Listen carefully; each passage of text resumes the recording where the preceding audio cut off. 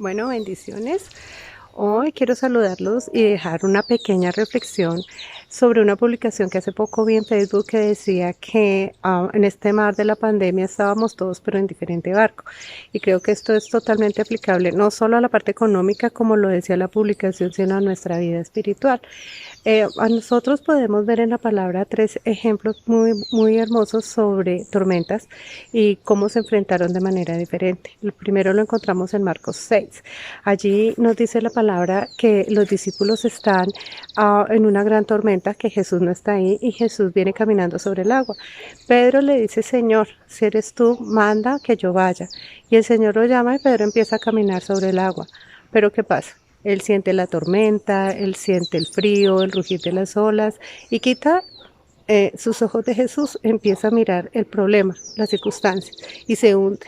Allí entonces debemos reflexionar, ¿está Jesús en la barca? Porque si Él no está, ya ese barco está a la deriva, está ya zozobrando.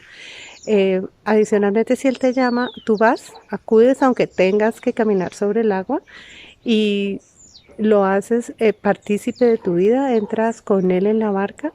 Si no es así, te invito para que reflexiones porque realmente ese barco está en problemas. El segundo ejemplo lo encontramos en Mateo 8. Allí nos dice que Jesús está con los discípulos. Hay otra gran tormenta, pero Jesús duerme. Y seguramente nosotros nos hemos sentido que clamamos, que pedimos y que Él no nos contesta. Definitivamente se durmió. Ya estamos resignados, como que perdimos la batalla. Sin embargo, Él se para en un momentico y con una sola palabra calma la tormenta.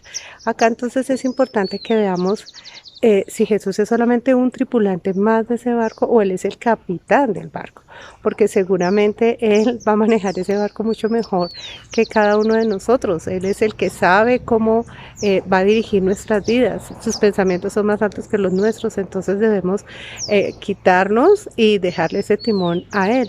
No es suficiente que Él vaya en el barco, sino que Él sea de verdad el Señor y el amo de ese barco que es nuestra vida. Y el tercer ejemplo lo vemos en Pablo cuando va a Malta. Hechos 27 nos dice que Pablo había advertido al capitán del barco que ese barco iba a zozobrar, que iba a naufragar. Y cuando esto sucede, ya todos estaban resignados a morir. Sin embargo, Pablo les dice: no tengan miedo, yo sé porque el Señor me ha hablado que el barco no se va a hundir. Nosotros vamos a sobrevivir, se va a perder el barco más lo que con él hay, pero nuestras vidas van a ser preservadas. En este barco en el que tú estás, ¿eres el Pablo del barco o entras igual, en pánico como todos los demás?